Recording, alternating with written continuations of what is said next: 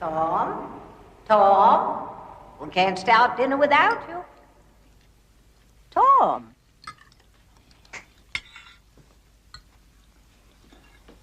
You know, I had the funniest experience in church last Sunday. The church was crowded, except for one little pew way down front, and that was just one little woman. I smiled very sweetly at her, and I said, "Excuse me, would you mind if we shared this pew?" "I certainly would," she said. "This space is rented." You know, that's the first time I ever knew that the Lord rented space. These northern Episcopalians. I don't understand the southern Episcopalians, but these northern ones, not. Honey, don't push your food with your fingers. You want to push your food with something, use a crust of bread. You must chew your food. Animals have secretions in their stomachs which enable them to digest their food without mastication. But human beings must chew their food before they swallow it down. A well-cooked meal has many delicate flavors that have to be held in the mouth for appreciation, not just gulped down. So chew, chew, chew. Don't you want to give your salivary glands a chance to function?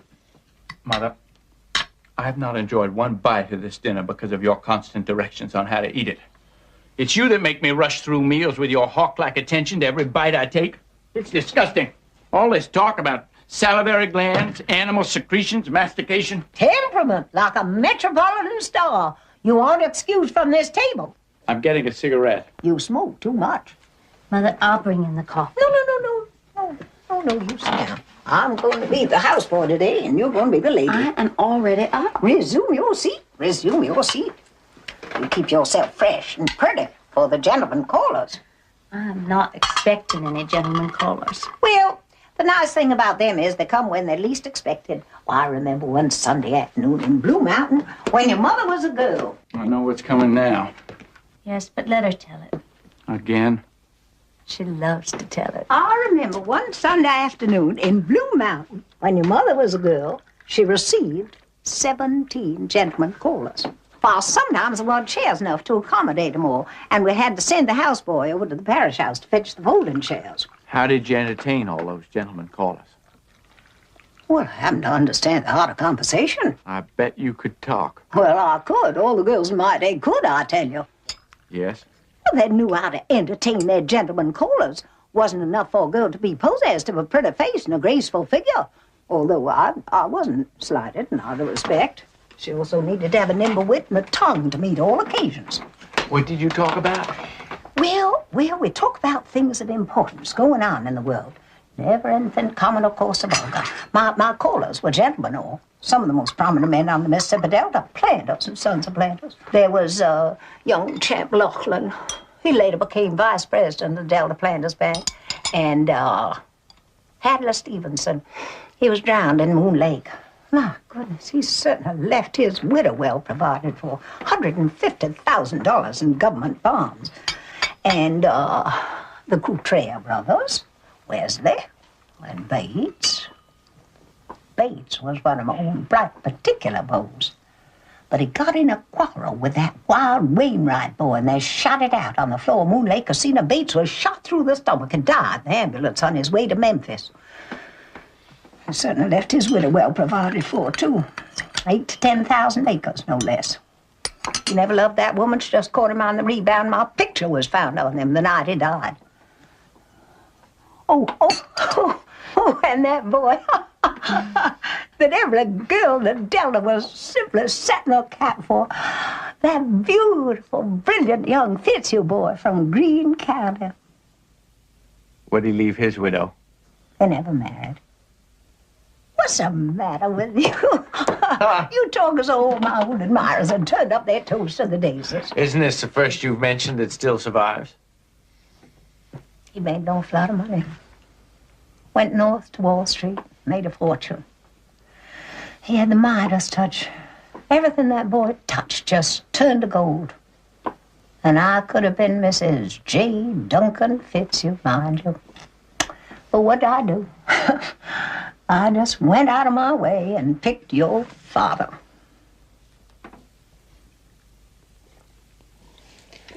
Mother, let me clear the table. No. You go in front.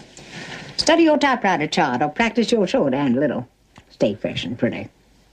It's almost time for our gentlemen callers to start arriving. How many do you think we're going to entertain this evening? I don't believe that we're going to be receiving any, Mother. Not any. Not one gentleman caller. Why, you must be joking. What's the matter? Has there been a flood or a tornado or something? It's not a flood and it isn't a tornado. I'm just not popular like you were in Blue Mountain, Mother.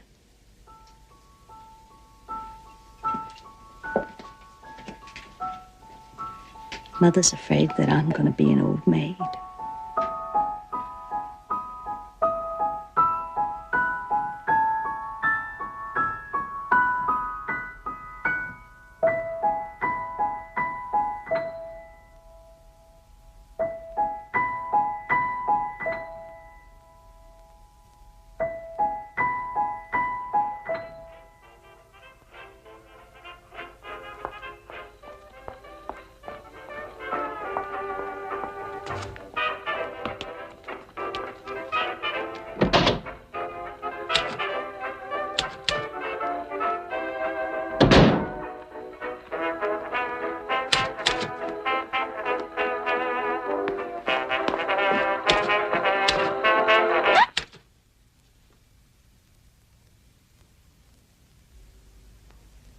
Hello, Mother. I was just... I know. You were just practicing your typing, I suppose. Yes. Deception, deception, deception. How was the DAR meeting, Mother? DAR meeting? Didn't you go to the DAR meeting? No, I didn't go to any DAR meeting. I didn't have the strength. I didn't have the courage. I just wanted to find a hole in the ground and crawl in it and stay there for the rest of my entire life. Well, why are you doing that? Why? How old are you, Laura? Mother, you know my age. I was under the impression that you were an adult, but evidently I was very much mistaken. Please don't stare at me, Mother. What is going to become of us? What is the future? Something happened, Mother. Mother, has something happened? I'll be all right in a minute. I'm just bewildered by life. Mother, I wish you would tell me what's happened. I went to the DAR this afternoon, as you know. I was to be inducted as an officer. I stopped by at Rubicam's Business College to tell them about your cold and to ask how you were progressing down there. Oh, yes. Oh. I went straight to your typing instructor and introduced myself as your mother. She didn't even know who you were. Wingfield, she said. We don't have any such scholar enrolled in this school. I assured her she did. I said, my daughter Laura's been coming to classes here since early January. Well, I don't know, she said, unless you mean that terribly shy little girl who dropped out of school after a few days. No, I said, I don't mean her. I mean my daughter Laura, who's been coming here every single day for the past 6 weeks. Excuse me, she said. And she took down the attendance book. And there was your name. Unmistakable. And all the dates you'd been absent. I still told her she was wrong. I still said there must have been some mistake. There must have been some mix-up in the record. No, she said, no, I remember her perfectly now. She was so shy, and her hands trembled so that her fingers couldn't touch the right keys. When we gave a speed test, she just broke down completely, was sick at the stomach, and had to be carried to the washroom. After that, she never came back. We telephoned the house every single day, but we never got any answer. That was while I was working all day long. I was posted down at that department store demonstrating those. Oh, I felt so weak I couldn't stand up. I had to sit down while they got me a glass of water. $50 tuition. I don't care about the money so much. But all my hopes for any kind of future for you going up the spout, just going up the spout. Don't do that, Laura. Don't play that big roller. What have you been doing every day when you're going out of the house pretending that you were going to Rubicam's Business College? I've just been going out walking. That's not true. Yes, it is, Mother. I've just been walking. Walking? Deliberately caught pneumonia in that light coat? Where did you walk to, Laura? All sorts of places, mostly in the park. Even after you started catching that cold? It was the lesser of two evils, Mother. I couldn't go back. I threw up on the floor. From 7:30 till after 5 every day. You mean to tell me you walked around in the park because you wanted to make me think that you were going to Rubicam's business college? It wasn't as bad as it sounds. I went inside places to get warm. Inside where? I went in the art museum and the birdhouses, the zoo. I visited the penguins every day.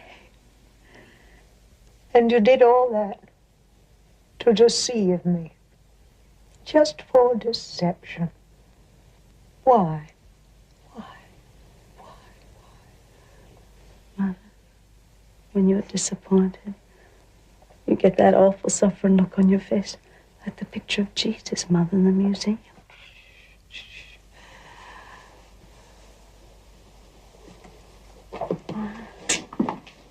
I couldn't face it. I just couldn't.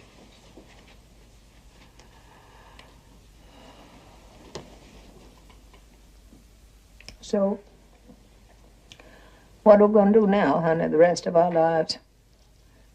Just sit down in this house and watch the parades go by, amuse ourselves with a glass menagerie, turn and play those worn-out records your father left us as a painful reminder of him. We can't have a business career. No, can't have that. That just gives us indigestion. What is there left for us now? But dependency all our lives. Of course, some girls do marry. My goodness, Laura. Haven't you ever liked some boy? Yes, Mother. I liked one once. You did? Came across his picture a while ago. He gave his picture, too? Mm-hmm. Yes. Well, it was in the yearbook. Oh, a high school boy. His name was Jim. Here he is. In the Pirates of Penzance. The what? It was the operetta the senior class put on. He had a beautiful voice. I sat across the aisle from him Mondays, Wednesdays, and Fridays in the auditorium.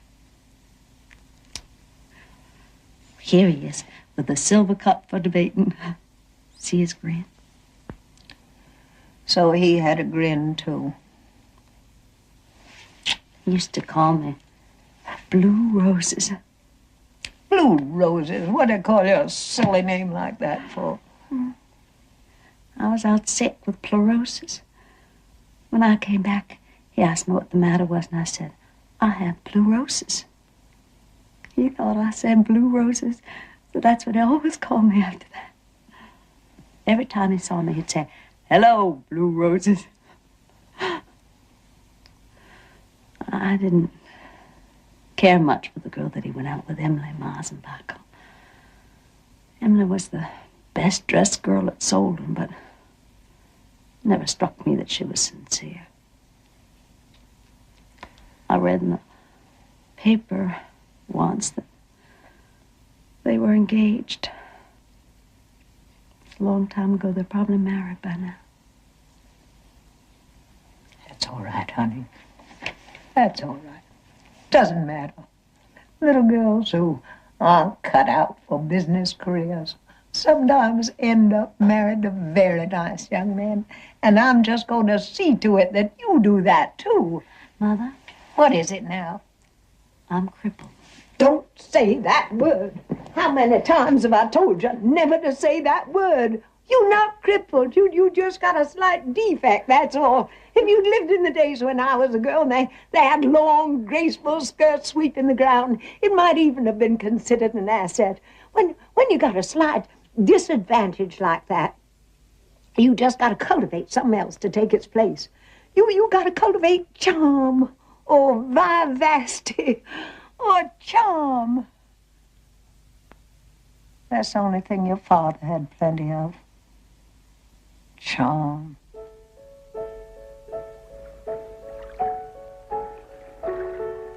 After the fiasco at Rubicam's Business College, the idea of getting a gentleman caller for my sister Laura began to play a more and more important part in my mother's calculations.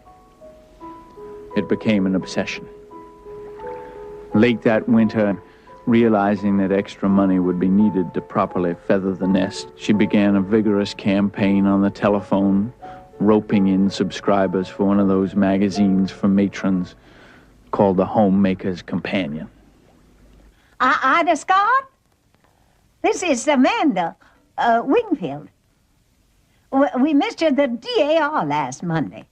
First I want to know, how's your sinus condition? You just a Christian martyr, that's what you are. You just a Christian martyr.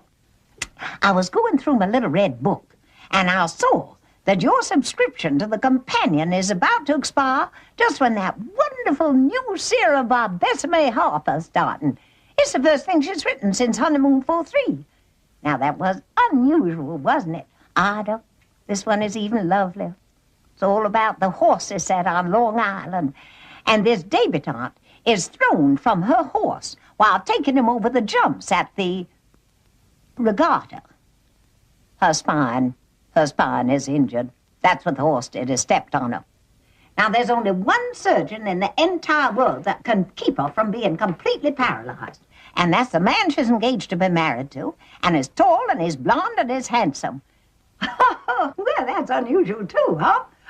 Oh, he's not perfect. He has a weakness. He has the most terrible weakness in the entire world. He just drinks too much. What? Oh, no. Honey, don't let him burn. You just go take a look in the oven and I'll hold on. Ida? Ida? Ida?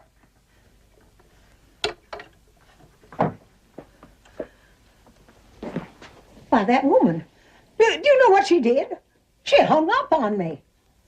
Mother, Tom's trying to write. Oh, so he is.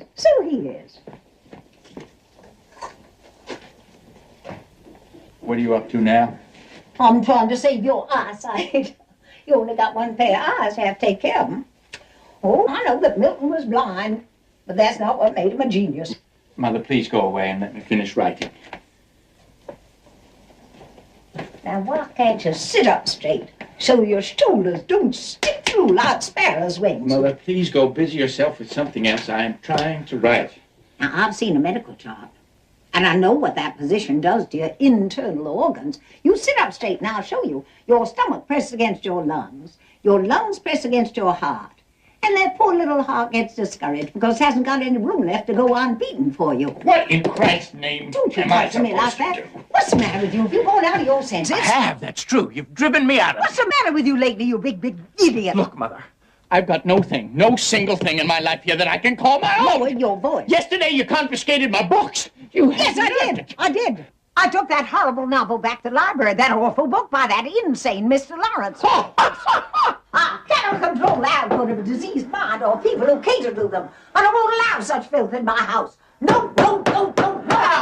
House? Who pays rent on this house? Who makes a slave out of Don't you himself? dare talk to me like that. Oh, no, I mustn't say anything. I've just got to keep quiet, let you do all the talking. Now, let me tell you I don't want to hear anymore. You will hear. Well, I'm not going to listen. You are not going to listen to me, John Wingfield. I'm tired of your impudence. And another thing, I'm right at the end of my... What do you think I'm at the end of, Mother? Aren't I supposed to have any patience to reach the end of? Oh, I know. It seems unimportant to you. What I'm doing, what I want to do, having a little difference between them. I think you're doing things that you're ashamed of, and that's why you act like this. I don't believe that you go every night to the movies. Nobody goes to movies night after night. Nobody in his right mind goes to movies as often as you pretend to. People don't go to the movies at nearly midnight, and movies don't let out at 2 a.m. Come in stumbling, muttering to yourself like a maniac, get 3 hours sleep, and then go to work. Oh, I can picture how you're doing down there. moping, doping, because you're in no condition to... That's true. That's very, very true. I'm in no condition. How dare you jeopardize your job? How dare you jeopardize our security? Look, Mother... How do you think we'd manage... You think I'm crazy about the warehouse? You think I'm in love with the Continental shoemakers? You think I want to spend 55 years of my life down there in that Celotex interior with fluorescent tubes? Honest to God, I'd rather somebody picked up a crowbar, batted out my brains than go back morning. But I go. Every time you come in yelling that goddamn rise and shine, I think to myself, how lucky dead people are. But I get up. I go. Every morning I get up for $65 a month. I give up everything I dream of doing and being ever. And you say that self is all I ever think of. Why, listen, Mother, if self was all I ever thought of, I'd be where he is, gone, as far as the system of transportation reaches. Don't grab at me! I'm not grabbing at you. I just want to know where you're going. I'm going to the movies. I don't believe that lie. I'm going to opium dens. Yes, opium dens. Dens of vice and criminals' hangouts, Mother. I've joined the Hogan gang. I'm a hired assassin. I'll carry a Tommy gun around in a violin case. I run a string of cat houses down in the valley. They call me Killer. Killer Wingfield. I'm really leading a double life. By day, I'm a simple, honest warehouse worker, but at night, I become a dynamic czar of the underworld, Mother. I go to gambling casinos. I spin away fortunes on the roulette table. I wear a patch over one eye, false mustache. Sometimes I put on green whiskers. On those occasions, they call me El Diablo. Oh, I could tell you things that would make you sleepless. My enemies are planning to dynamite this place. They're going to blow us all sky high some night. I'll be glad, very happy. So will you. You'll go up on a broomstick high over Blue Mountain with 17 gentlemen calling, "You ugly, babbling old witch!"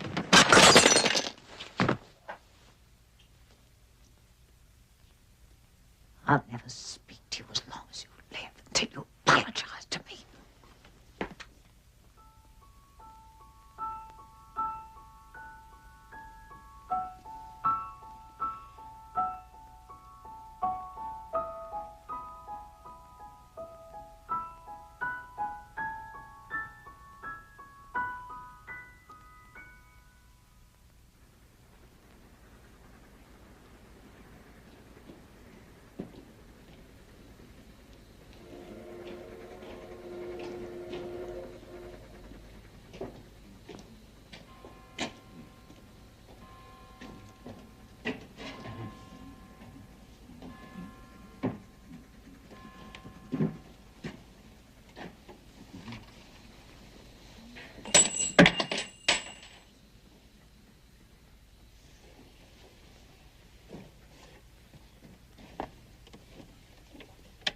One crack and it falls through.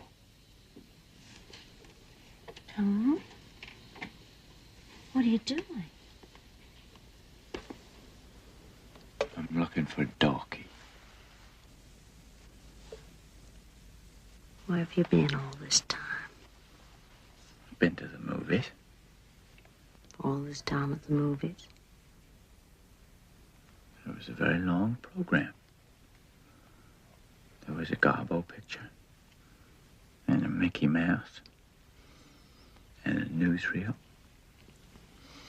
a preview of coming attractions, and there was an organ solo, and a collection for the Milk Fund simultaneously. Ended in a terrible fight between a fat lady and an usher. And you had to stay through everything. Of course. No, I forgot there was a big stage show. The headliner on the stage show was Malvolio the magician.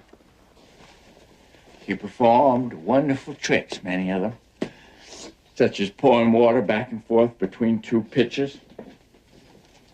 First it turned into wine, and then it turned into beer, and then it turned into whiskey.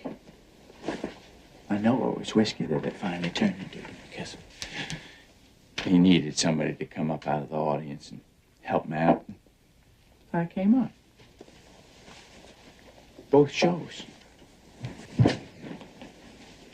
It was Kentucky straight bourbon. He was a very generous fellow. He gave souvenirs. Gave me this. This is his magic scarf. You can have it, Laura.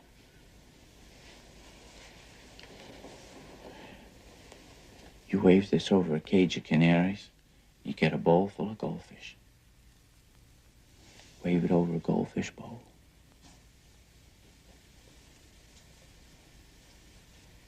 They fly away, canaries. But the wonderfulest trick of all was the coffin trick.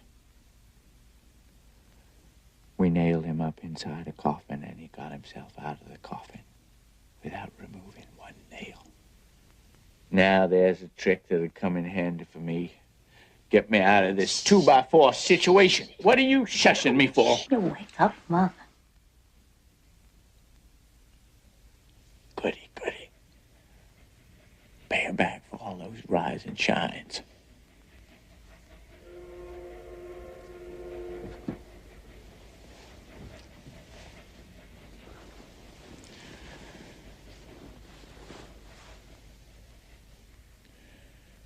Laura,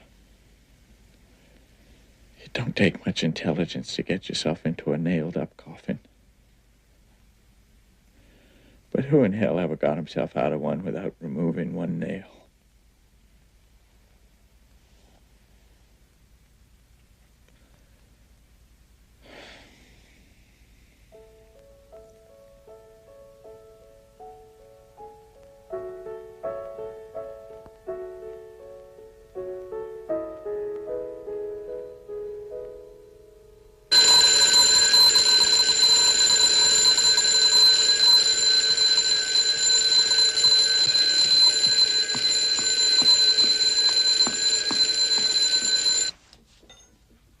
Rise and shine, rise and shine.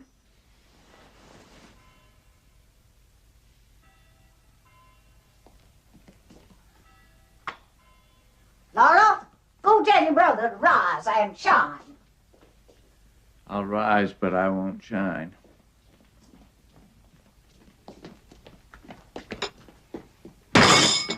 Laura, tell your brother his coffee's ready. Tom, it's nearly 7. Don't make Mother nervous. Tom, speak to Mother this morning. Apologize to her. Make up with her. Speak to her. She won't to me. It's her that started not speaking. If you just say you're sorry, she'll start speaking. Her not speaking. Is that such a tragedy? Please. Please. Laura, you going to do what I asked you to do, or do I have to get dressed and go out myself? Go on. Go on. As soon as I get on my coat. Butter and what else? Just butter. Tell them to charge it. Mother, they make such faces when I do that. Sticks and stones can break our bones, but the expression on Mr. Garfinkel's face won't harm us. Tell your brother his coffee's getting cold. Do what I asked you to, will you? Laura, go now, or just don't go at all. Go on, go. Laura! I'm all right. I slipped, but I'm all right. I'll tell you, if anybody falls down and breaks a leg on these fire escape steps, that landlord ought to be sued for ever said it. Who are you?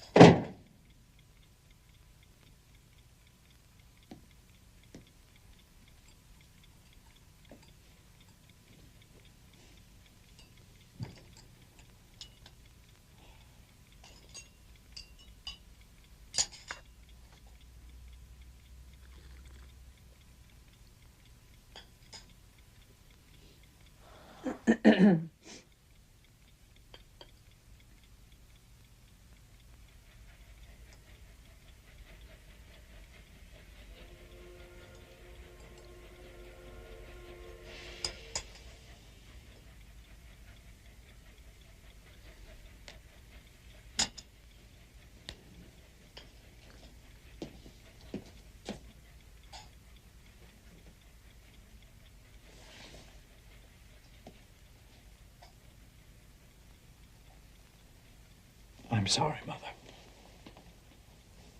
I'm sorry for all those things I said. I didn't mean it. I apologize.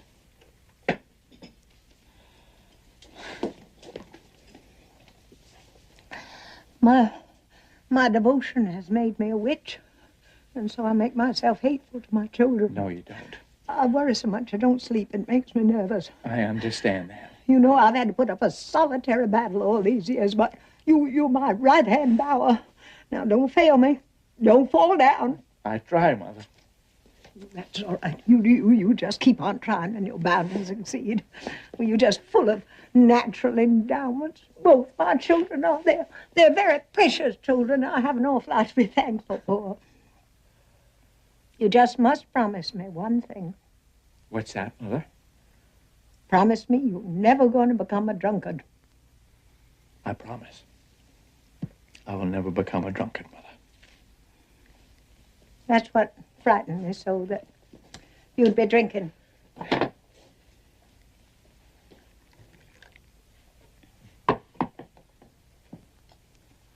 Need a bowl of Purina? Just coffee, Mother. Shredded wheat biscuit? No, Mother, just coffee. Can't put in a day's work on an empty stomach. You got 10 minutes, don't gulp. Drinking too hot liquids makes cancer of the stomach. Put cream in. No, thank you. To cool it. No, thank you. I want it black. I know, but it isn't good for you. We have to do all that we can to build ourselves up. In these trying times we live in, all that we have to cling to is each other. That's why it's so important to Tom. I sent out your sister because I had something I wanted to discuss with you. If you hadn't spoken, I'd have spoken to you. What is it, Mother, that you want to discuss? Laura. Laura. You know how she is, so quiet, but still water runs deep. She notices things, and I think she broods about them. A few days ago, I came in, she was crying. What about? You. Me? She has an idea that you're not happy here. What gave her that idea? What gives her any idea? However, you do act strangely. Oh, I'm not criticizing. Understand that. I know that your ambitions do not lie in the warehouse. That like everybody in the whole wide world, you've had to make sacrifices. But, Tom, life's not easy. It calls for Spartan endurance. There's so many things in my heart that I cannot describe to you. I never told you, but I loved your father. I know that, Mother. And you, when I see you taking after his ways, staying out late. Well, you know, you had been drinking that night you were in that terrifying condition. Laura said you hate the apartment, that you go out nights to get away from it. Is that true, Tom? No. Mother, you say there are so many things in your heart that you can't describe to me. That's true for me, too. There are so many things in my heart that I can't describe to you.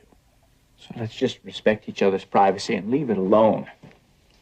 But, Tom, why are you always so restless? Where do you go to nights? I go to the movies. Why do you go to the movies so much, Tom? I go to the movies because I like adventure. Adventure is something I don't have much of at the warehouse, so I go to the movies. But, Tom, you go to the movies entirely too much. I like a lot of adventure. Most young men find adventure in their careers. Then most young men are not employed in a warehouse. The world is full of young men employed in warehouses and offices and factories. And do all of them find adventure in their careers, Mother? They do, or they do without it. Not everybody has a craze for adventure. Man is by instinct a lover, a fighter, a hunter, and none of those instincts are given much play in a warehouse. Man is by instinct. Don't quote instinct to me. Instinct is something that people have got away from. It belongs to animals. Christian adults don't want it. What do Christian adults want then, Mother? Superior things, things of the mind and the spirit. Only animals have to satisfy instinct. Surely your aims are somewhat higher than theirs, than monkeys, pigs. I reckon they're not. You're joking.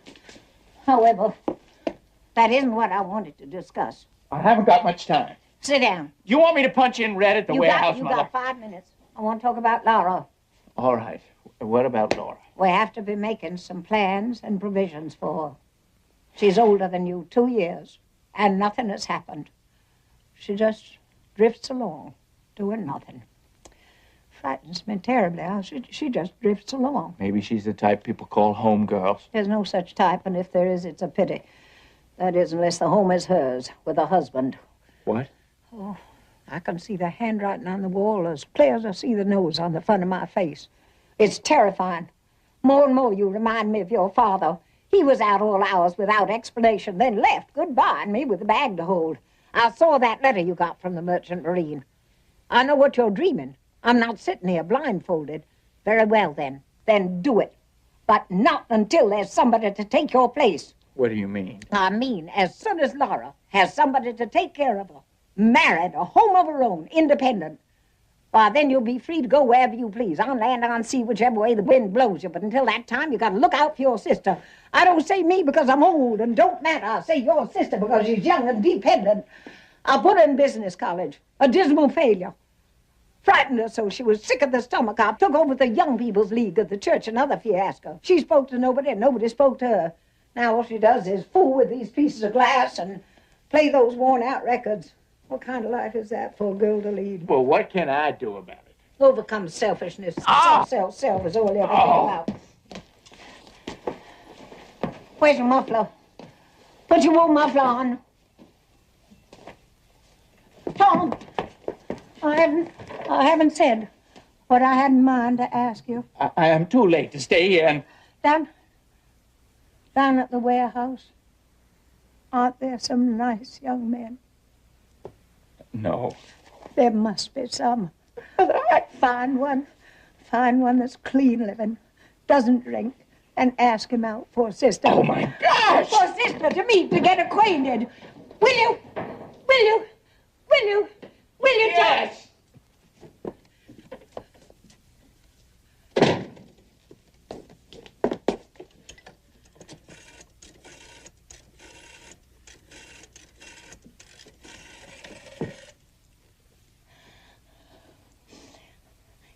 Ella Cartwright? Ella?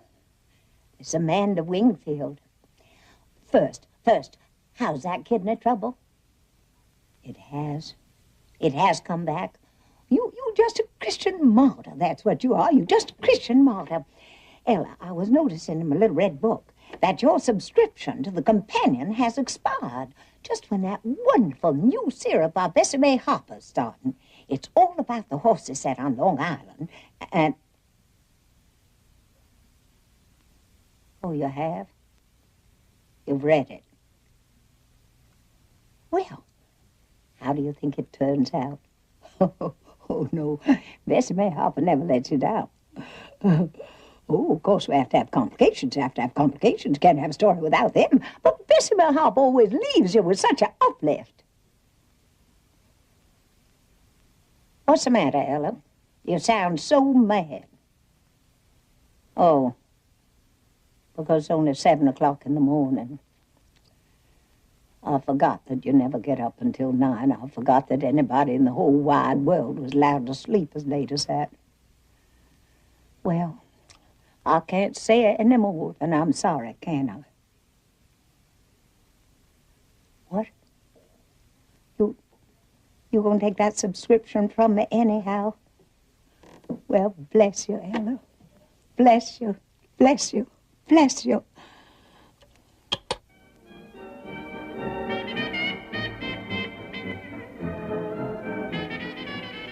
Across the alley was the Paradise Dance Hall.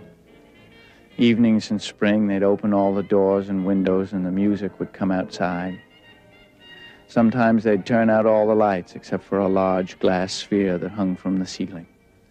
It would turn slowly about and filter the dusk with delicate rainbow colors. While these unsuspecting kids were dancing to Dear One, the World is Waiting for the Sunrise, all the world was really waiting for bombardments. Tom, where are you? I came outside to smoke. You smoke too much. A pack a day at 15 cents a pack. How much would that be in a month? 30 times 15. Wouldn't be very much. Well, be enough to help toward a Night school course at accounting at Washington U. Wouldn't that be lovely? I'd rather smoke. I know. That's a tragedy of you. This fire escape landing is a poor excuse for the porch we used to have. What are you looking at? Moon. Is there a moon this evening? It's rising over Garfinkel's delicatessen. Oh, so it is. A little silver slip of a moon. Have you made a wish on it? Mm-hmm. What'd you wish? That's the secret. All right. I won't tell you what I wished for either. I can keep a secret too. I can be just as mysterious as you. I bet I can guess what you wished for. Why, is my head transparent? You're not a sphinx. No, I don't have secrets. Tell you what I wished for on the moon. Success and happiness for my precious children. That's what I wished for. Whenever there's a moon and when there isn't a moon, I wish for it too. I thought perhaps you'd wished for a gentleman caller. Why'd you say that? Don't you remember asking me to fetch one? I remember suggesting it would be nice for your sister if you brought home some nice young man from the warehouse. I think I made that suggestion more than once.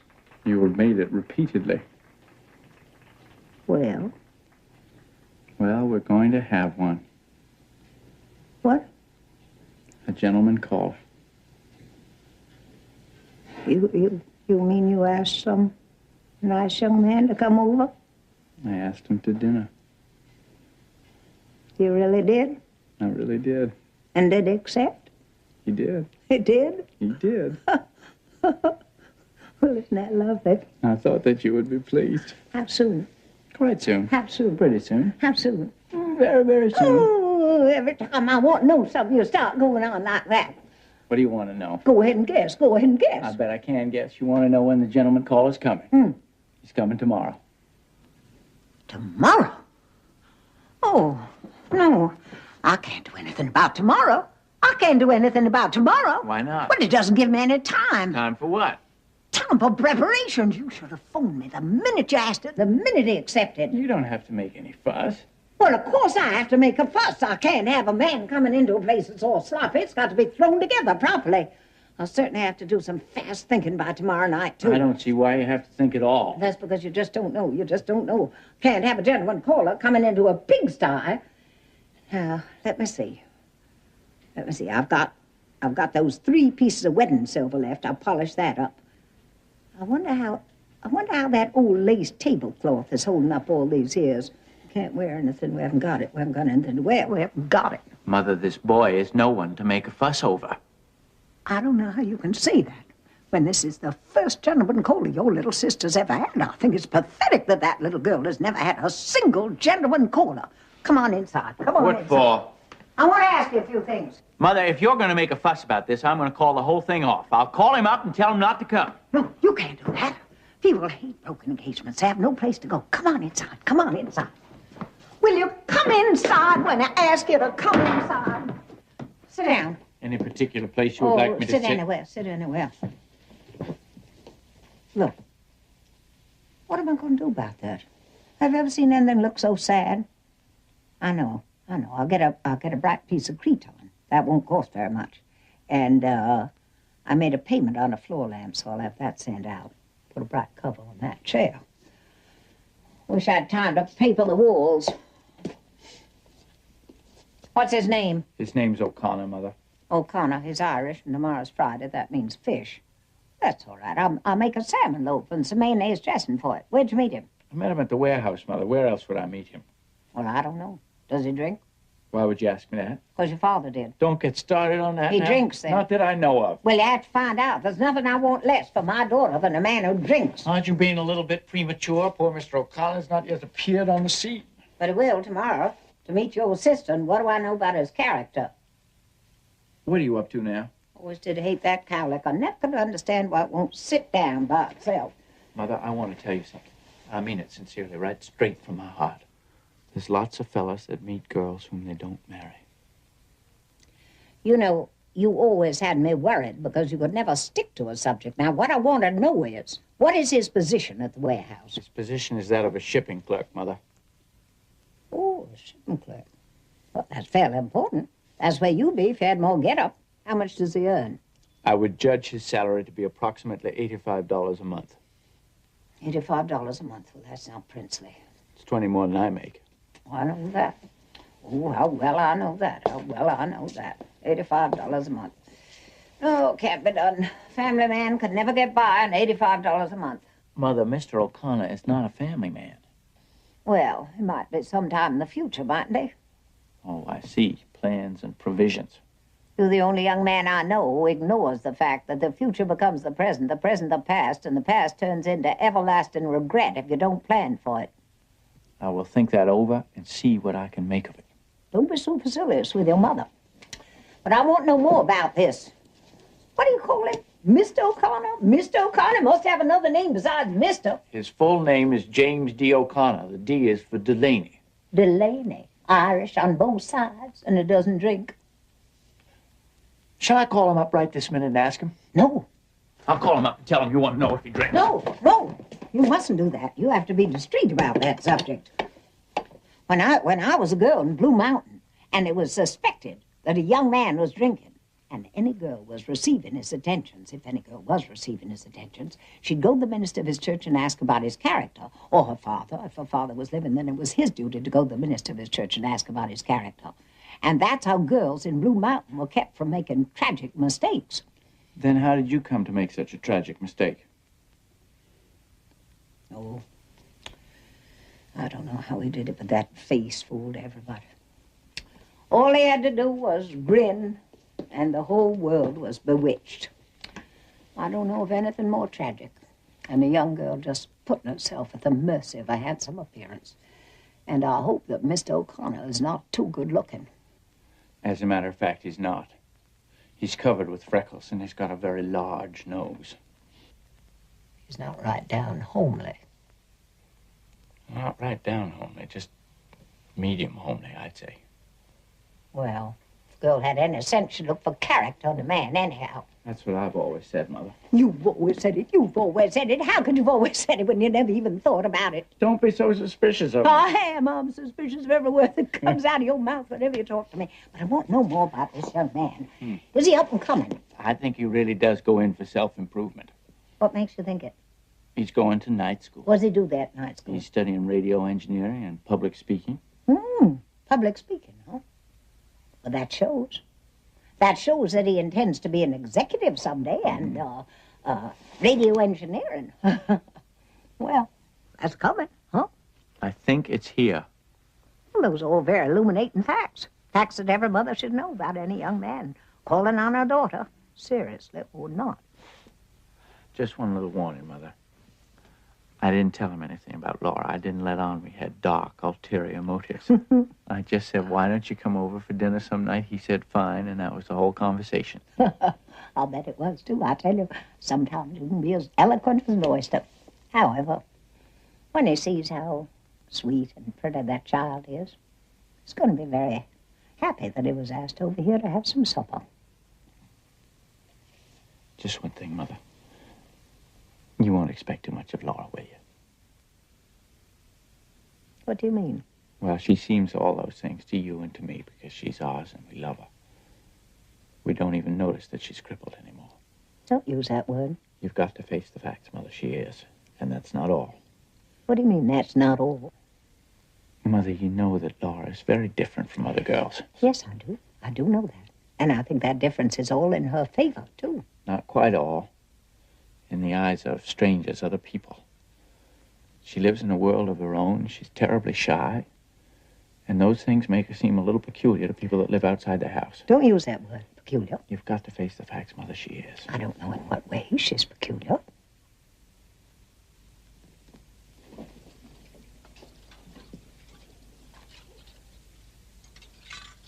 She lives in a world of little glass animals, Mother. She plays old phonograph records.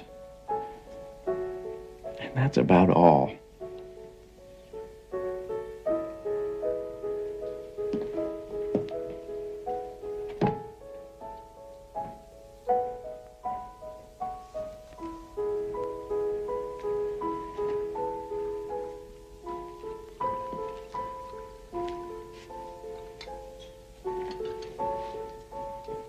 Laura? Laura? Yes, Mother? Let those dishes go and come in front.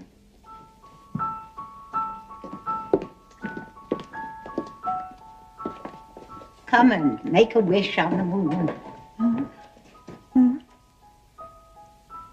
A little silver slipper for moon. Look over your left shoulder and make a wish. Now, darling, wish. What should I wish for, Mother? Happiness. And just a little bit of good fortune.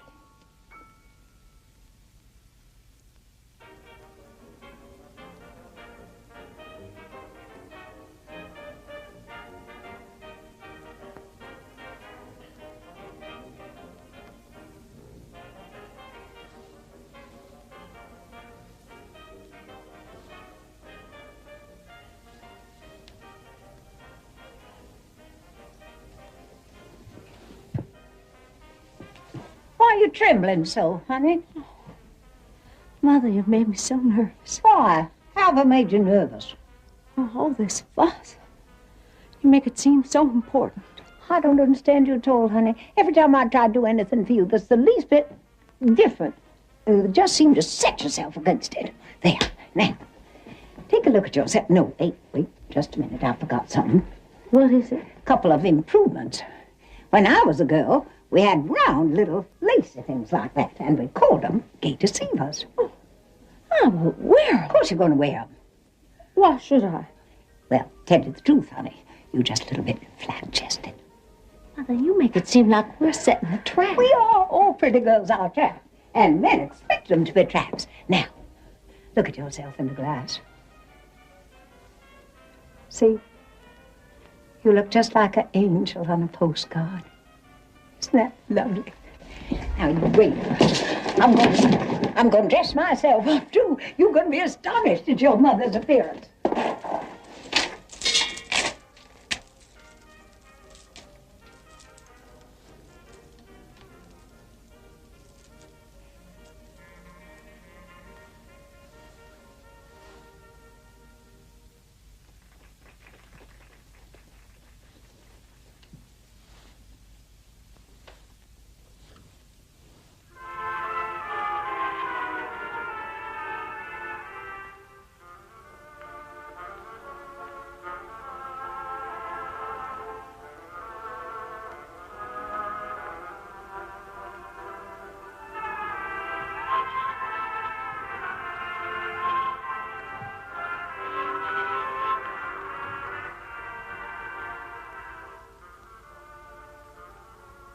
Laura, look at me. Look at me now.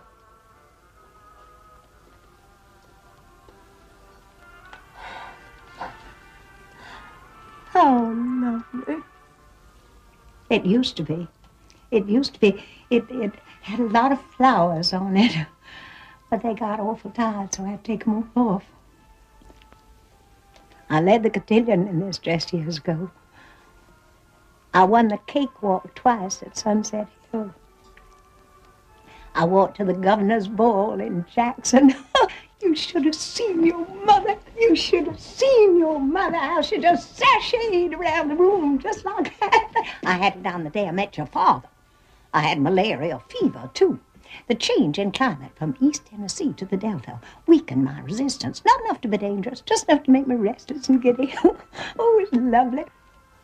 Invitations poured in from all over. My mother said, you can't go any place. You have a fever. You have to stay in bed. I said I wouldn't.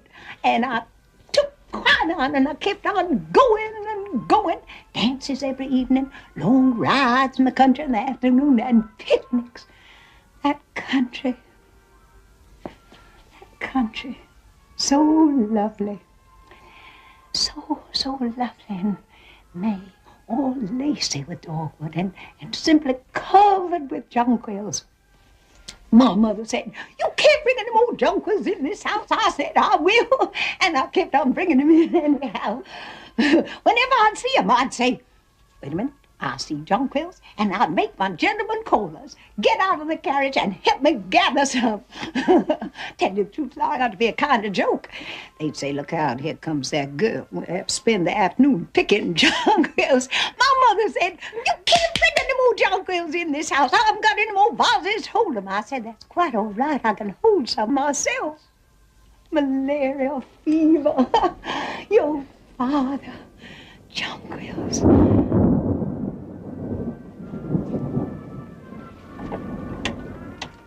I hope they get here before it starts to rain.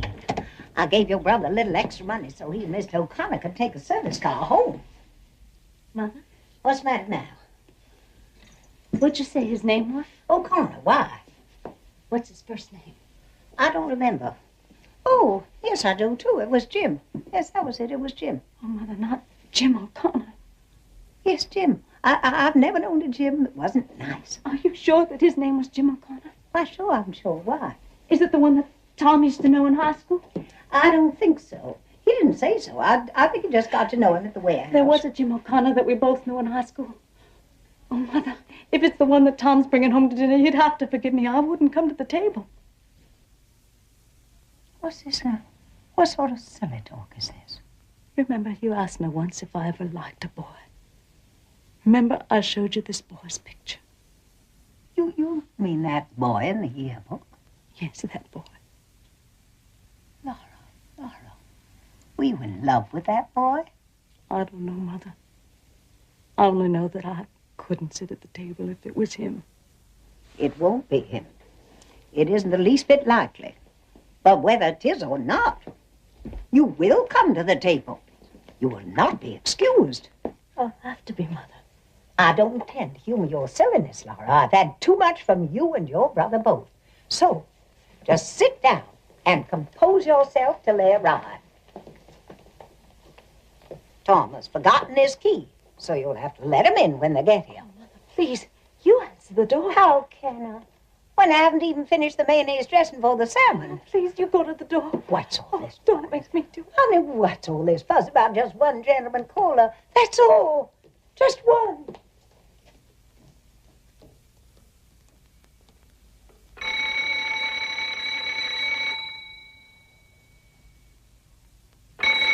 Laura? Sweetheart? The door? Please. Mother, you go to the door. What's the matter with you, you silly thing? Please, you answer. Why have you chosen this moment to lose your mind? You go to that door. I can't. Why can't you? I'm sick. You're sick. Am I sick? Laura Wingfield, you march straight to that door. Yes, Mother. I got a little courage in you, huh? Live it.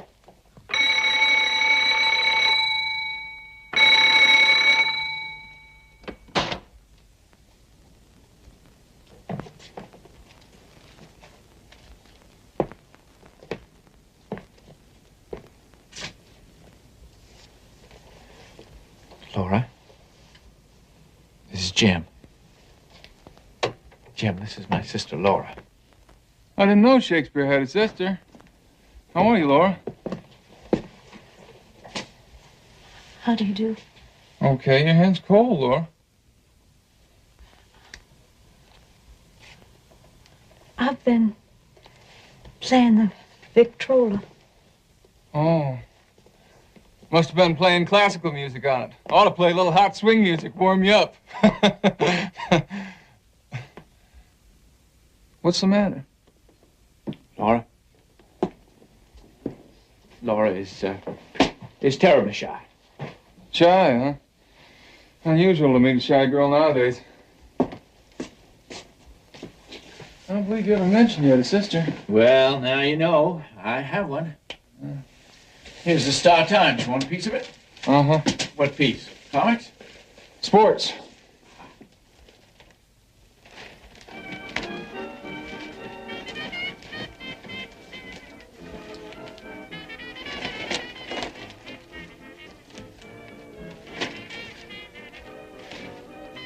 Oh, Dizzy Dean's on his bad behavior.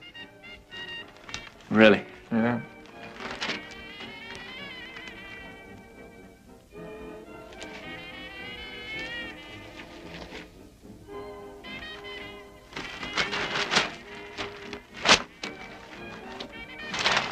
Where are you going? Out on the terrace to smoke.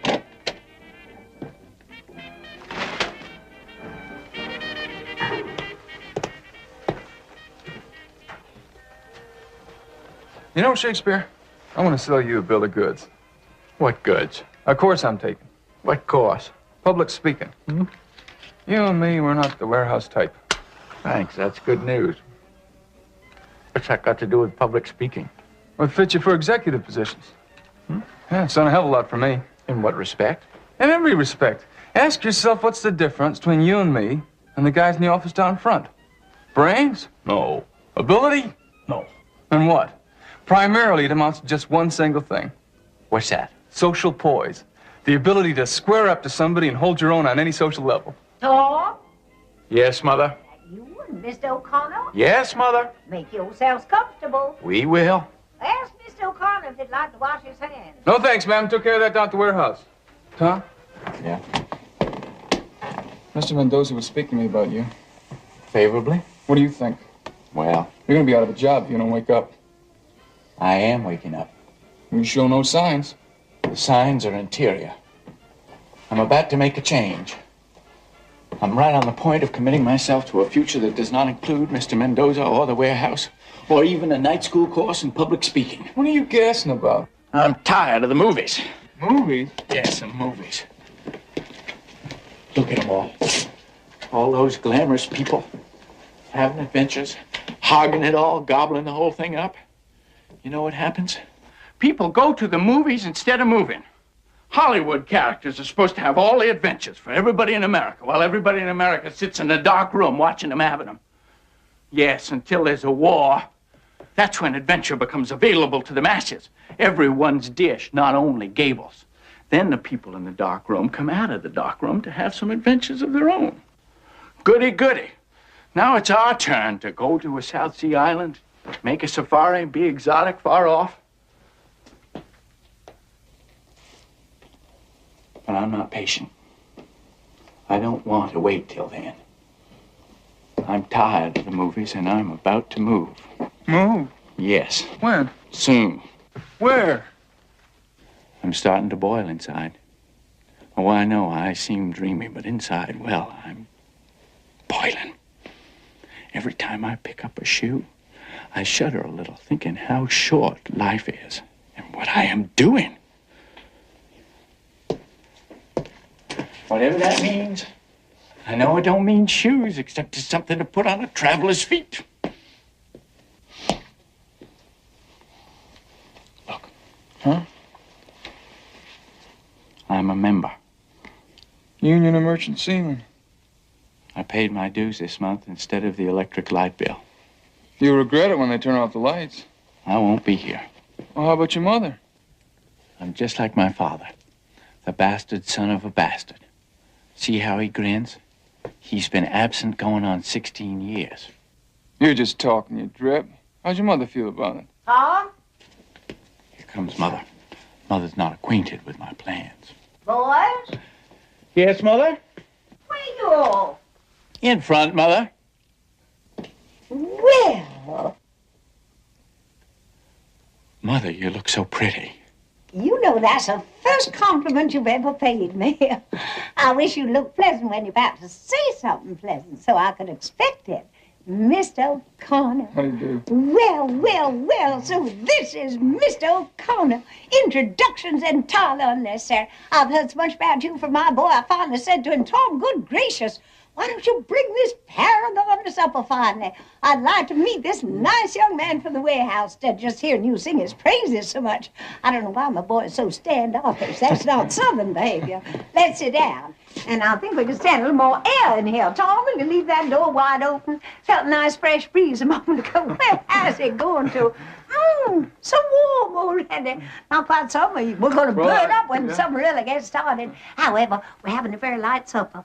I think light things better for this time of year, same as light clothes are. Light clothes and light food are what the warm weather calls for. You know, Our blood gets so thick during the winter. Takes a while for us to adjust ourselves and the season changes. Comes so quick this year I wasn't prepared for. All of a sudden, good heavens, already summer. I ran to the trunk and pulled out this light dress. Terribly old, historical almost, but feels so good and so cool. Why, you How know... about our supper, Mother? Honey, you go ask Sister if supper's ready. You know Sister's in full charge of supper. Tell her you hungry boys are waiting for it.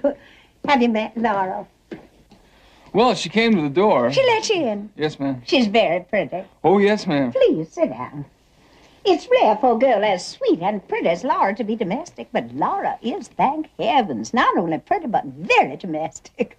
I'm not at all. I never was. I never could make a thing but angel food cake. Well, in the South, that's many servants. Gone, all vestige gracious living gone completely. I wasn't prepared for what the future brought me.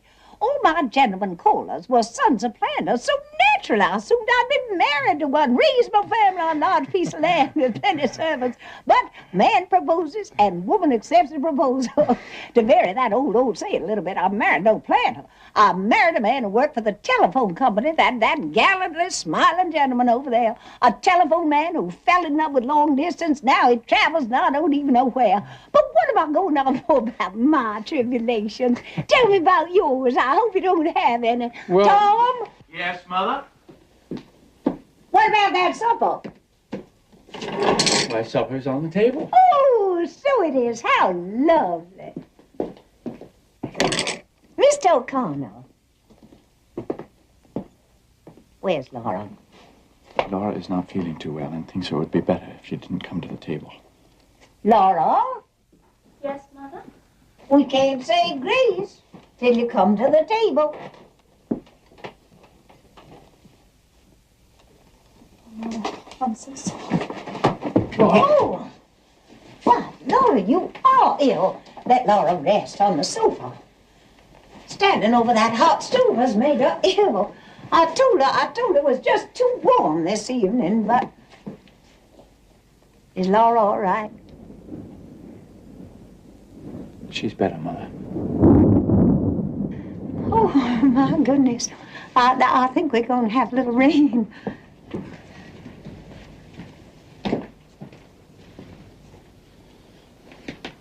Oh, thank you, Mr. O'Connor. Tom, you say grace. What? What do we generally do before we have something to eat? We say grace, don't we?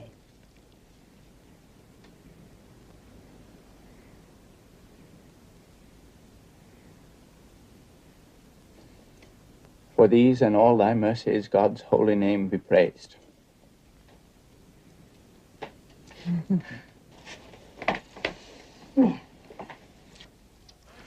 You gotta get that together. I gotta move that load, and he moved it, boy.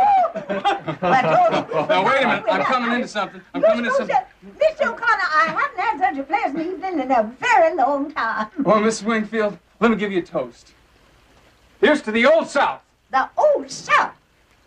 Hey, Mr. Lightbulb. Where was Moses when the lights went out? Do you know the answer to that one, Mr. O'Connor? No, ma'am. What's the answer to that? Well, I heard one answer, but it wasn't very nice. I thought you might know another one. Oh, no, ma'am. It's lucky I put this candelabrum on the side table. Only put it on for ornamentation, but it's nice when it proves useful, too. Now, if one of you gentlemen can... Ah, good. Now we can have some illumination. There we go. Thank you, Mr. O'Connor. Not at all, ma'am. I think it must be a burnt-out fuse. Mr. O'Connor, do you know anything about a burnt-out fuse? Well, Miss Wingfield, I know a little about them, but where's the fuse box? Must you know that, too? It's in the kitchen. It's over the stove. Be careful. It's dark. Don't stumble over anything. Oh, my goodness. Wouldn't it be awful if we lost him? Mr. O'Connor, you all right? Yes, ma'am. You know, electricity is a very mysterious thing. The whole universe is mysterious to me. Wasn't it Benjamin Franklin who tied a key to a kite? I'd like to have seen that. He might look mighty silly. Some people say that science clears up all the mysteries for us. In my opinion, they just keep on adding more. Have you found it yet? Yes, ma'am. I found it all right, but them fuses look okay to me. Tom, Yes, Mother? That light bill I gave you several days ago, the one I got the notice about, Oh, yeah, you mean last month's bill? you didn't neglect it by any chance. Well, You did. I might have known. Oh, maybe Shakespeare wrote a poem on that light bill, Miss Springfield. Oh, well, maybe he did. I should have known better than to trust him with it. There's such a high price for negligence in the world today. Oh, maybe the poem will win a $10 prize. We just have to spend the rest of the evening in the 19th century before Mr. Edison found that Mazda lamp. Well, candlelight's my favorite kind of light. That shows you're romantic, but it's no excuse for Tom. However, I think it was very nice of them to let us finish our dinner before they plunged us into everlasting darkness. Tom was a penalty for your carelessness. He's going to have to help me with the dishes. Can I be some help, man? Oh, no, I couldn't allow that. Oh, I ought to be good for something. What did I hear?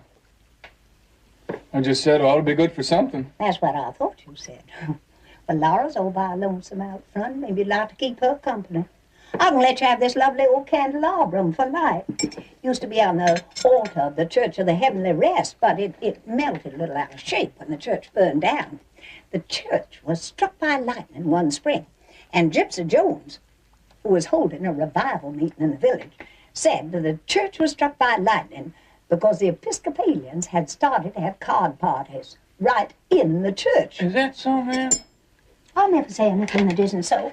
Beg your pardon, man. I'd like Laura to have a little dandelion wine. Do you think you can hold them both? I can try. Tom, get into that apron.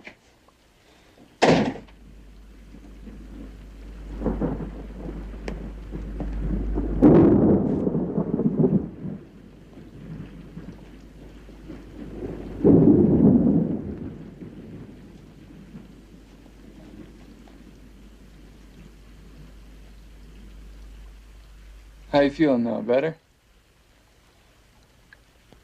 Yes, thank you. Yeah, this is for you. A little dandelion wine. Thank you. Drink it. Don't get drunk.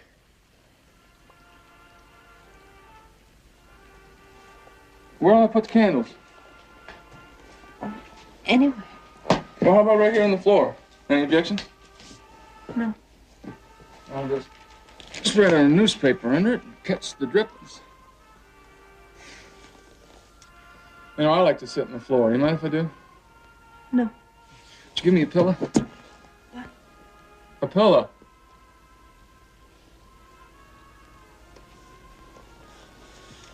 How about you? Don't you like sitting on the floor? Yeah. Well, then why don't you? I will. Take a pillow.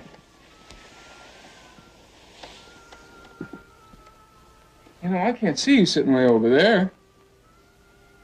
I can see you. Yeah, but that's not fair. I'm in the limelight.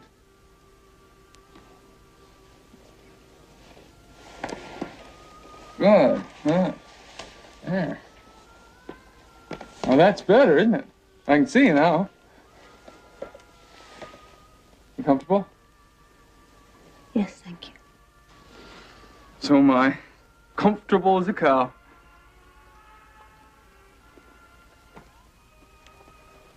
Would you care for a piece of chewing gum? No, thank you. Well, I think that I will indulge, with your permission. Boy, think of the fortune made by the guy who invented the first piece of chewing gum. Amazing, huh? Wrigley Building's one of the sights of Chicago. I saw it summer before last at the Century of Progress. Did you take in the Century of Progress? No, I didn't. Well, it was a wonderful exposition. And you know what impressed me most about it? Hall of Science. See, it gives you an idea of what the future will be like in America. It's even more wonderful than the present time is.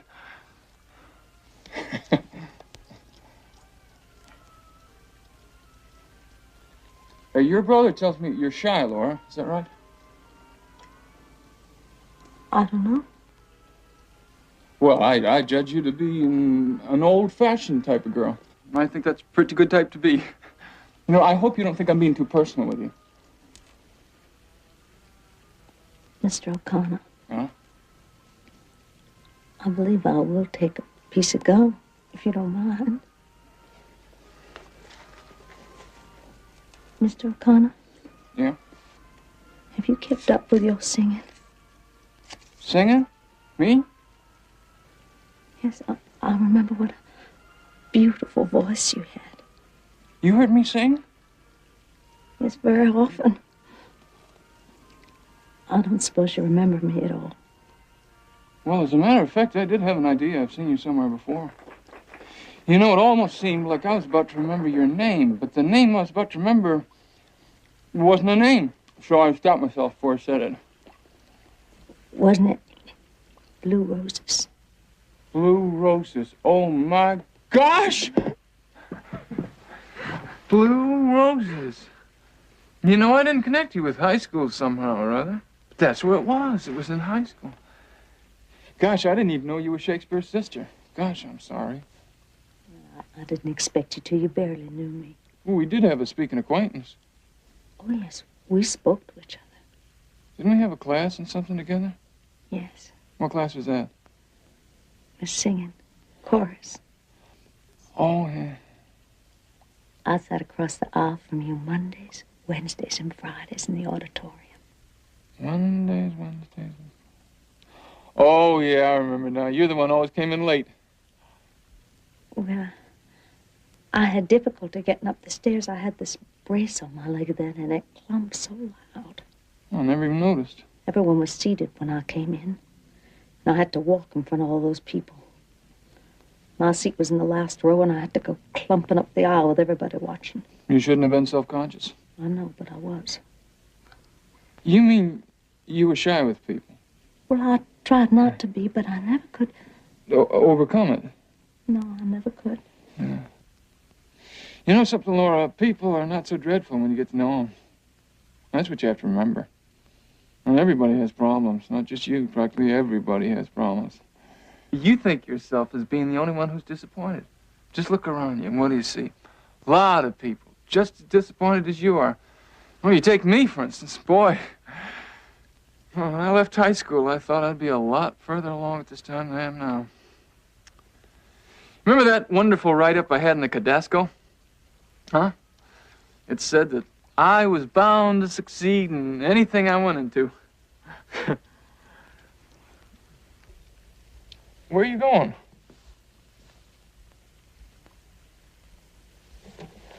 Holy jeez, the Cadasco.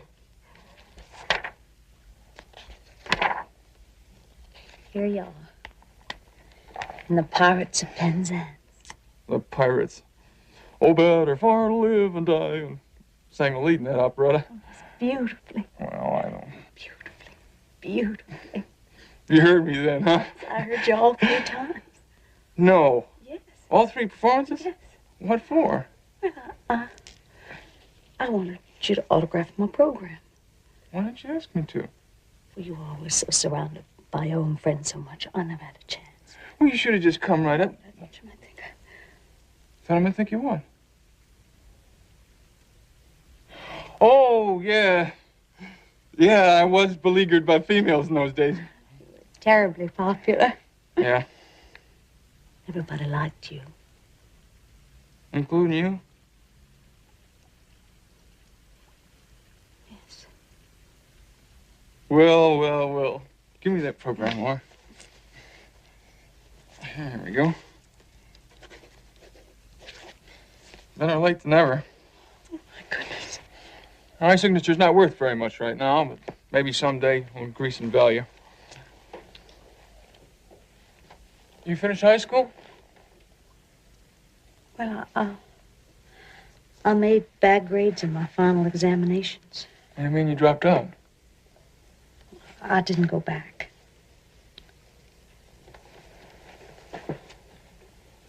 How's Emily Meisenbeck getting along? That crowdhead? Why do you call her that? Because that's what she was. You're not still going with her? I never even see her. It said in the personal section that you were engaged. I know, but I wasn't impressed by that propaganda. It's not true. Only in Emily's optimistic opinion. What have you done since high school? What? Huh? I said, what have you done since high school? I took a business course at business college. Oh, you did? How'd that work out? Not very well. I had to drop out. It gave me indigestion. You know what I judge to be the trouble with you? Inferiority complex. You know what that is? That's what they call it when a fellow low rates himself. Now, I understand it because I had it myself. Only in my case, it's not as aggravated as yours seems to be. Now, I had it until I took up public speaking and developed my voice and learned that I had an aptitude for science.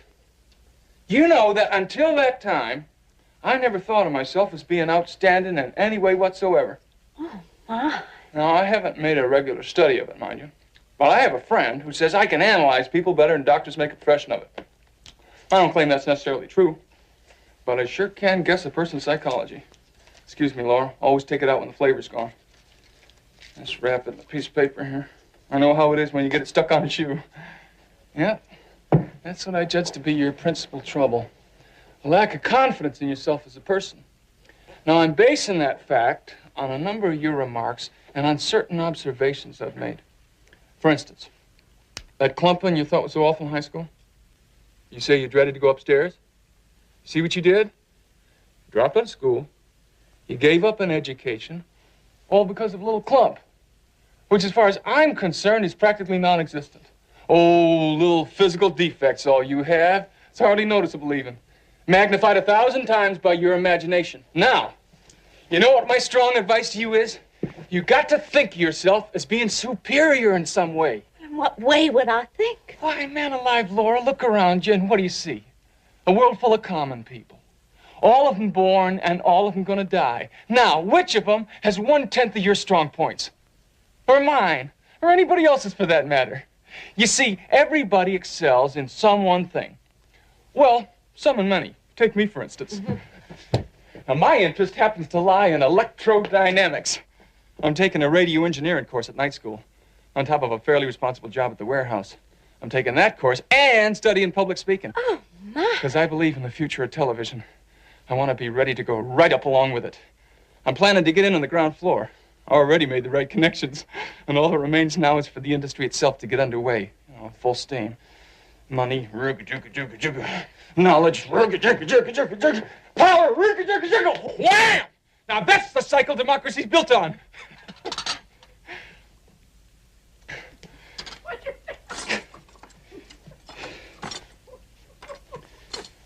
I guess you think I think a lot of myself, huh? No, I don't. Well, how about you? I mean, isn't there some one thing you take more interest in than anything else? Well, I have my glass collection. Oh, you do? What kind of glass is it? It's little articles of it. They're ornaments, mostly. Most of them are little animals made out of glass. They are the tiniest little animals in the world. Mother calls it my glass menagerie. Here's one. This one is one of the oldest. He's nearly 13. Oh, be careful. If you breathe, it breaks. Yeah, I'm gonna take it. I'm pretty clumsy with things.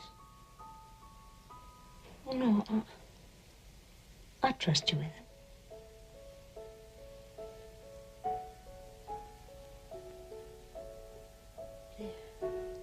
There. Now, you're holding him gently. Hold him over the line. He loves the line.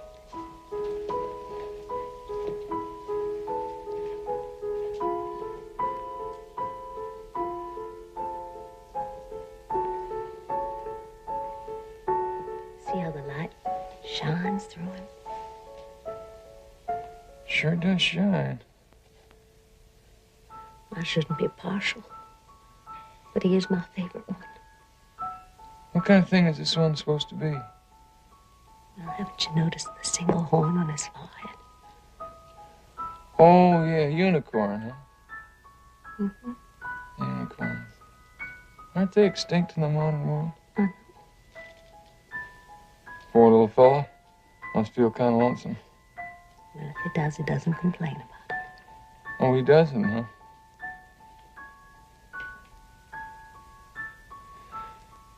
Where'll I put him? Oh. Put him on the table.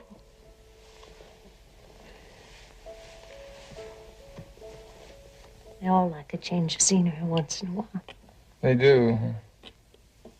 There we go. Ah! Hey! Look how big my shadow is when I stretch. Stretches across the ceiling.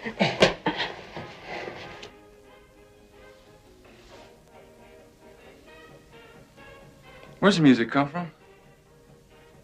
From the Paradise Dance Hall, across the alley.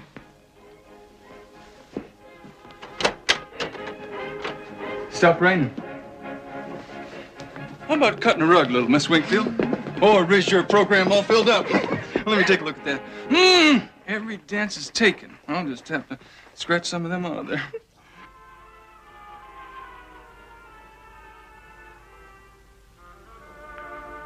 Waltz.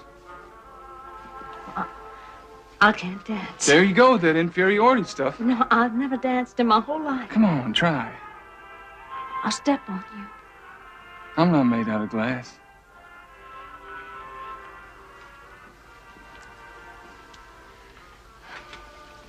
How do we start? Now, raise your arms a little. Like this? A little bit higher. There we go. Now, don't tighten up. That's the principal thing. Just relax. It's hard not to. Okay. Oh, I bet you can't budge me. What do you want to bet I can't?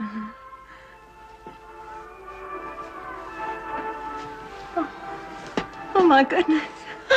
Oh, yes, you can. Let yourself go, Laura. Just let yourself go. Yeah. That's a lot better.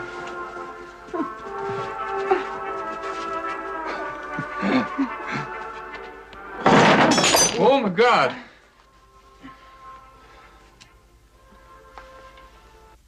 Oh, it doesn't matter.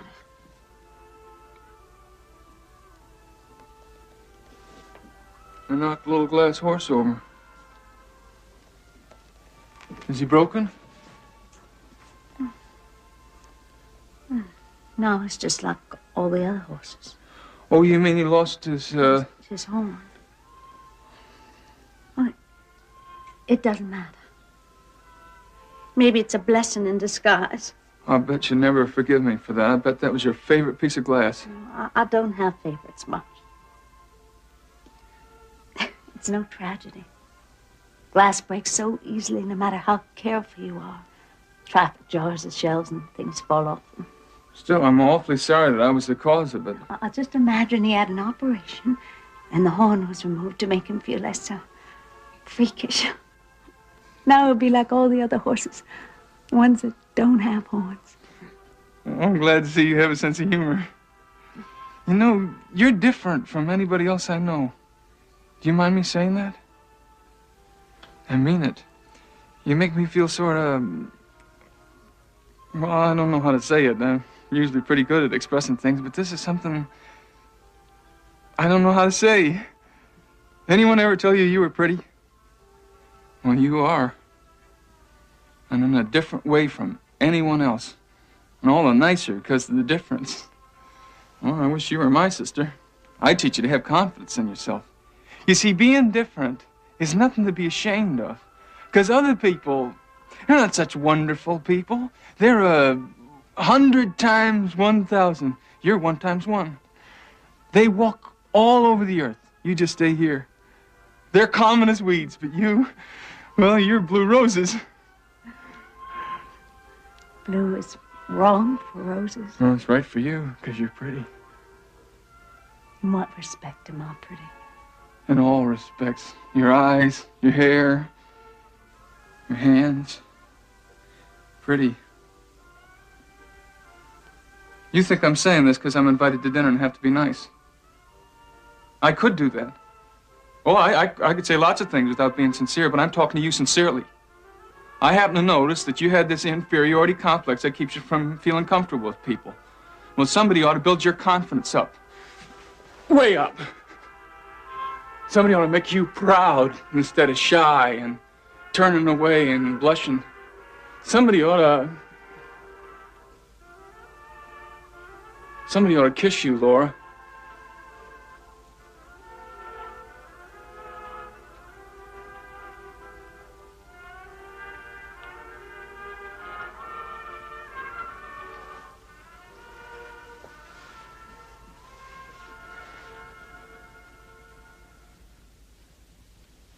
I shouldn't have done that.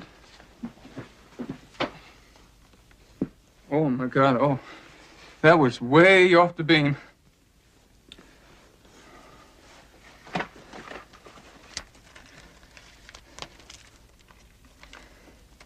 you care for a cigarette? Oh, you don't smoke, do you? Mint? Peppermint? Lifesaver? My pocket's a regular drugstore. Laura, you know, if I had a sister like you, I'd do the same thing as Tom. I'd bring fellas home to meet you. And maybe I'm wrong in saying that. That may not have been the idea in having me over, but what if it was? Well, what's wrong with that? The only trouble is that in my case, I can't do the right thing. I can't ask for your number and say I'll phone. I can't call up next weekend and ask for a date. I thought I'd explain the situation in case you misunderstood and I hurt your feelings. You won't call again? No, I can't. You see, I got strings on me, Laura. I've been going steady. I go out all the time with a girl named Betty. And she's a nice, quiet home girl like you, and Catholic and Irish, and in a great many ways, we get along fine. We met on a moonlight boat trip up the river to Alton on the Majestic, and right away from the start was love. You know, being in love has made a new man of me. Power of love is pretty tremendous. Love is something that just changes the whole world. Oh, boy. Well, anyway, it happened that Betty's aunt took sick, and she got a wire and had to go to Centralia. So naturally, when Tom asked me to dinner, naturally I accepted the invitation, not knowing... I mean...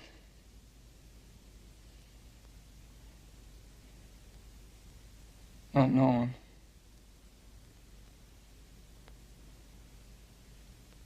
I wish you'd say something.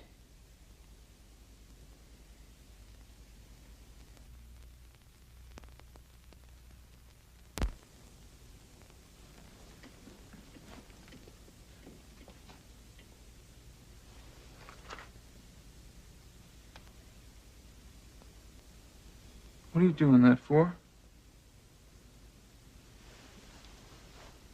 You mean you want me to have him?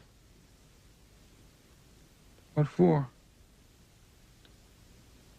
Souvenir. Lemonade, lemonade, made in the shade and stirred with a spade, and then it's good enough for any old maid. Do you know that song, Mr. O'Connor? No, ma'am, I never heard it. Why are you so serious, honey? Well, we were having a serious conversation. I don't understand modern young people. When I was a girl, I was gay all the time. You haven't changed a bit, Miss Mink. Maybe it's the gaiety of the occasion that has rejuvenated me. Well, here's to the gaiety of the occasion. Oh, I baptized myself. I found some cherries in the kitchen. I'll put one in each glass. You shouldn't have gone to all that trouble, ma'am. No trouble at all. Did you hear us cutting up out in the kitchen? I was so outdone with Tom for not bringing you over sooner. But now that you've found your way, I want you to come all the time. Not just once in a while, but all the time. Oh, Oh, I think I'll go back in that kitchen. Oh, no, ma'am, please don't go, ma'am. As a matter of fact, I've got to be going. Oh, Mr. O'Connor, it's only the shank of the evening. You know how it is. You mean you're a young working man? You have to keep working men's hours. Yes, ma'am. Well, we'll let you off early this time, but only on condition that you stay later next time, much later. What's best night for you, Saturday? Well, as a matter of fact, I have a couple of time clocks to punch, Miss Wingfield. One in the morning and another one at night. Oh, isn't that nice? You're so ambitious. You work at night, too. Well, not work, ma'am, but, Betty. Betty? Who's Betty? Oh, just a girl I go steady with. You mean it's serious? We're going to be married second Sunday in June. Tom didn't say anything at all about you going to be married. Well, the cat's not out of the bag at the warehouse yet. You know how they are. They call you Romeo and stuff like that. Well, Miss Wingfield, it's been a wonderful evening. I guess this is what they mean by Southern hospitality. It was nothing at all. I hope it don't seem like I'm rushing off, but I promised Betty I'd pick her up at the Wabash Depot, and by the time I get my jalopy down there, her train will be in. Some women are pretty upset if keep waiting. I know all about the tyranny of women. Well, goodbye, Mr. O'Connor. I wish you happiness and good fortune. You wish him that, too, don't you, Laura? Yes, I do, Mother. Goodbye, Laura. I'll always treasure the souvenir. And don't forget the good advice I gave you.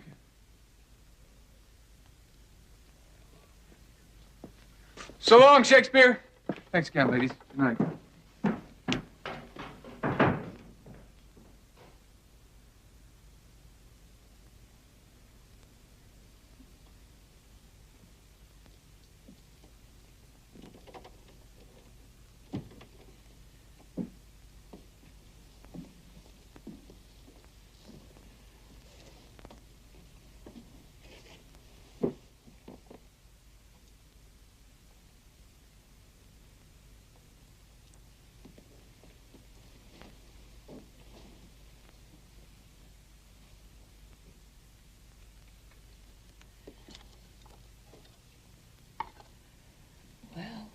Well, things have a way of turning out so badly. I don't believe that I would play that Victrola. Well. Our gentleman caller was engaged to be married. Tom?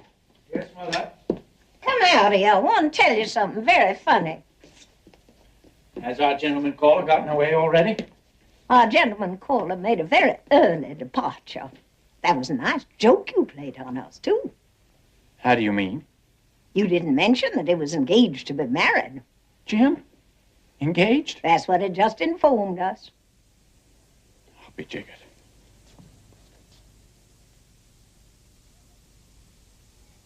I didn't know. That seems very peculiar. What's peculiar about it? Didn't you tell me that he was your best friend down at the warehouse? He is, but how did I know? It seems very peculiar that you didn't know that your best friend was engaged to be married. The warehouse is where I work, not where I know things about people. You don't know things anywhere. You live in a dream. You manufacture illusions. Where you going? Where you going? Where you going? I'm going to the movies. That's right. Now that you've had us make such fools of ourselves, the effort, the preparation, all the expense, the new floor lamp, the rug, the clothes for Laura, all for what? To entertain some other girl's fiancé. Go to the movies, go. Don't think about us, a mother deserted, an unmarried sister who's crippled and has no job. Don't let anything interfere with your selfish pleasure. Just go to the movies. All right, I will. And the more you shout at me about my selfish pleasure, the faster I'll go. And I won't go to the movies either. Go then. Then go to the moon, you selfish dreamer.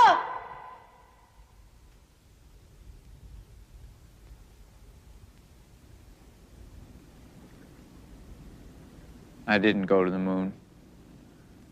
I went much farther. For time is the longest distance between two places. I left St. Louis and followed from then on in my father's footsteps, attempting to find in motion what was lost in space. I traveled around a great deal. The city swept about me like dead leaves, leaves that were brightly colored but torn away from the branches. I would have stopped, but I was pursued by something. Perhaps I am walking along a street at night in some strange city before I have found companions, and then all at once my sister touches my shoulder. I turn around and look into her eyes. Oh, Laura. Laura, I've tried to leave you behind me, but I am more faithful than I intended to be. I reach for a cigarette. I buy a drink. I talk to the nearest stranger.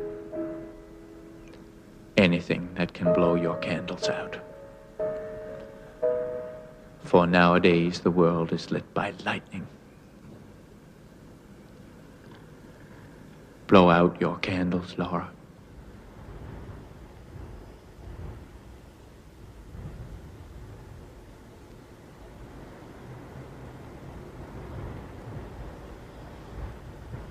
And so, goodbye.